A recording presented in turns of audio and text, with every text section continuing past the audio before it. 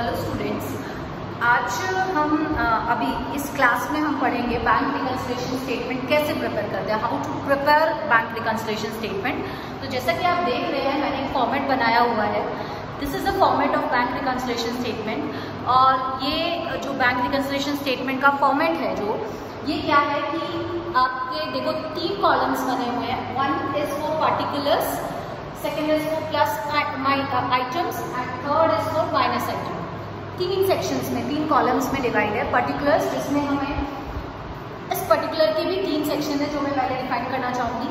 हमें एक बुक का बैलेंस गिवन होगा। हमने जैसे लास्ट क्लास में बात करी थी, ये 2 बुक्स को रिकंसाइल करना है।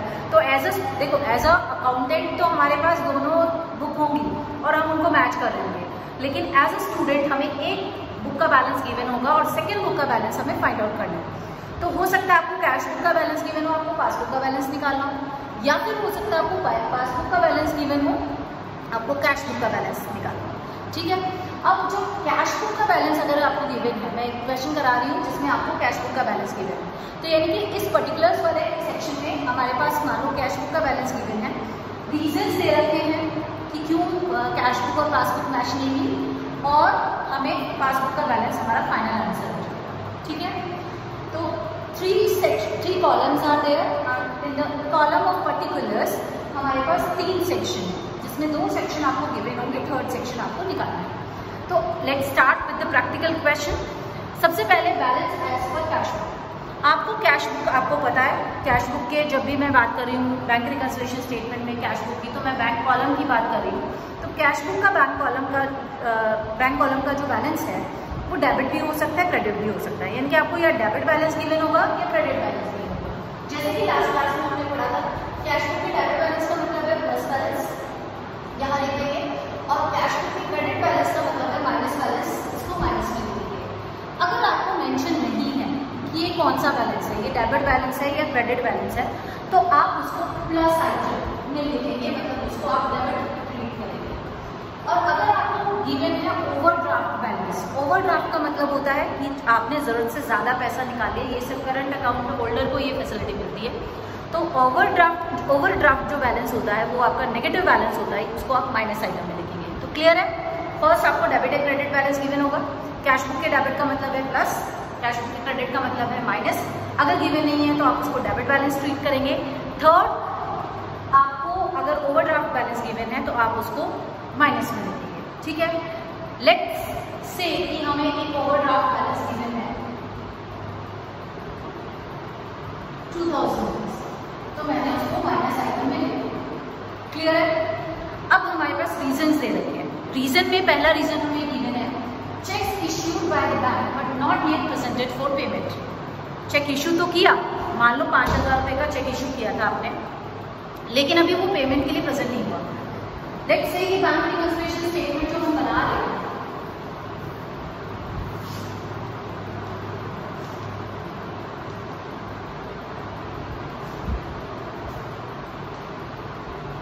वो हम बना रहे हैं 31 अगस्त 2020।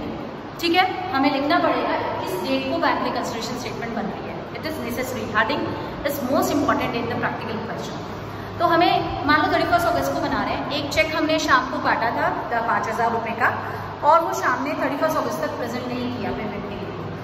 तो क्या होगा, अब इसको मैं एक छोटी सी एक्टिविटी के थ्रू आपको समझाना चाहूँगी। छोटी सी बहुत इंटरेस्टिंग एक्टिविटी है।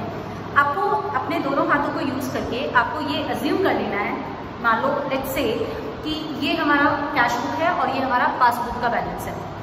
तो मुझे इन दोनों हाथों से मुझे ये पता करना है कि ये जो फर्स्ट रीजन है, इसके बाद कैश बुक और पासबुक के बैलेंस का स्टेटस क्या है। फॉर एग्जांपल, मैंने कहा शाम को मैंने 5000 रुपये का चेक दिया था जो कि उसने प्रेजेंट नहीं किया। तो as an accountant, as a firm's point of view, मैं बैंक रिकंसिलिएशन स्टेटमेंट बना रही हूँ। ठीक है।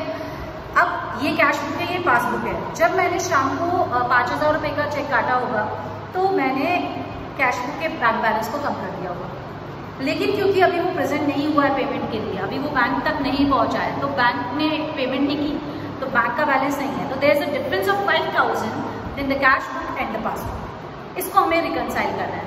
रिकंसाइल कैसे करेंगे, इन दोनों को बराबर लेके आना है। और बराबर कैसे लेके आएंगे, बराबर किस तरह से लेके आएंगे, पहले हम ये देखेंगे कि बैलेंस हमें कौन सी बुक का गिवन है। बैलेंस हमें कैश बुक का गिवन है, तो हम कैश बुक वाले हाथ को ही मूव कर सकते हैं, चेंज कर सकते हैं, उसी को इक्वल करने के लिए चेंज कर सकते हैं। तो अगर मुझे कैश बुक का, this is the status, and अगर मुझे कैश बुक का बैलेंस गिवन है और मुझे इन दोनों बुक को इक्वल करना है, तो मुझे क्या करना पड़ेगा, मुझे कैश बुक को बढ़ाना पड़ेगा, यानी कि मुझे कैश बुक में प्लस करना पड़ेगा। तो 5000 रुपीज थे, तो मैंने 5000 रुपीज प्लस किया। क्लियर है? मीन्स फर्स्ट ऑफ ऑल आपको स्टेटस जानना है उस रीजन का, है ना, उस डिफरेंस का, और फिर उसके बाद आपको कैश बुक को मूव करना है। कैश बुक को क्यों मूव करना है, क्योंकि हमारे पास बैलेंस गिवन है कैश बुक। सेकेंड है checks paid into bank but not yet deposited. वापस वही है कि कैश बुक है, पासबुक है। मान लो मोहन को मैंने चेक दिया था 3000 रुपये का, मोहन ने मुझे चेक दिया था 3000 रुपये का, और वो जो चेक है वो जमा कर दिया था मैंने, तो जमा कर दिया था यानी कि मैंने कैश बुक में अपने बैंक बैलेंस को बढ़ा दिया था, लेकिन वो अभी डिपॉजिट नहीं हुआ, यानी कि पासबुक में वो जमा नहीं है। अब मुझे चेंज किस में करना है, मुझे चेंज सिर्फ कैश बुक में करना है।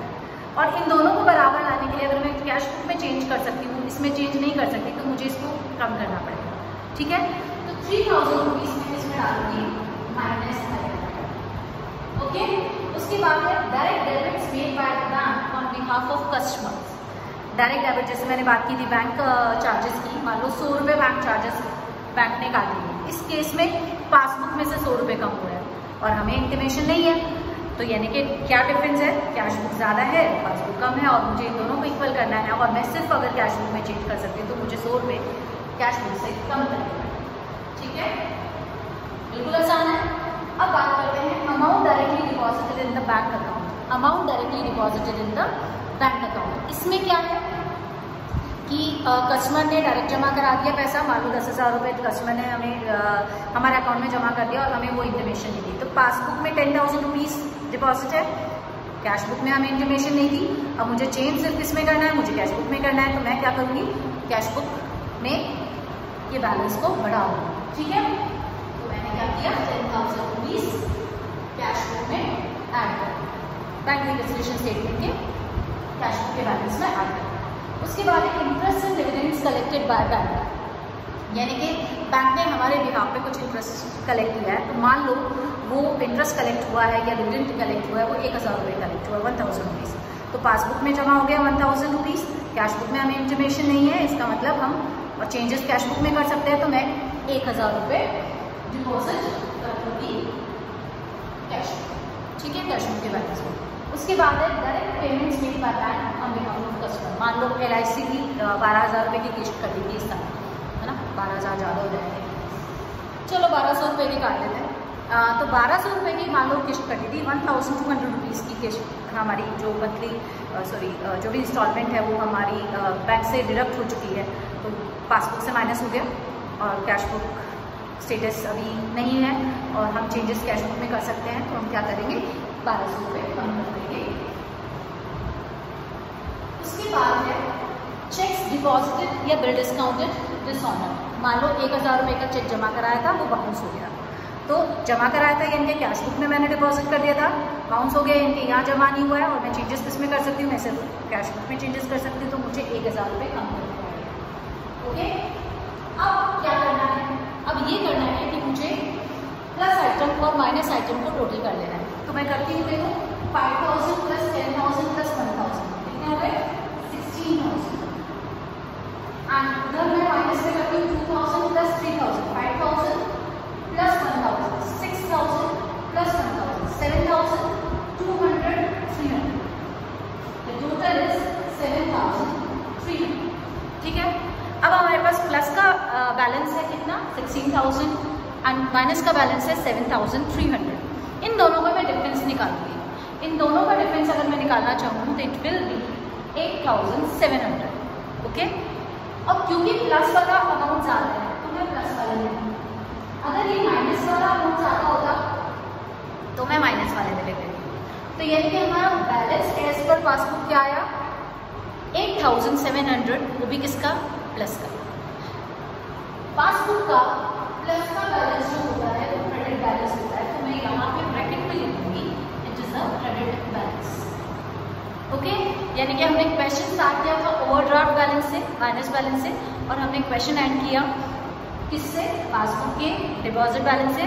यानी कि जब अकाउंटेंट बैंक रिकंसिलिएशन स्टेटमेंट बनाने बैठा होगा, एक्चुअल में नहीं है तो आपने एज ए स्टूडेंट किया है, तो उसके कैश बुक में ओवरड्राफ्ट बैलेंस 2000 रुपये और पासबुक में उसका बैलेंस था 8700 रुपीज़। और ये जो डिफरेंसेस हैं, ये डिफरेंसेस थे जिनकी वजह से ये बैलेंस में डिफरेंस था, हमारे कैश बुक और पासबुक रिकंसाइल नहीं हुए। समझ आ गया?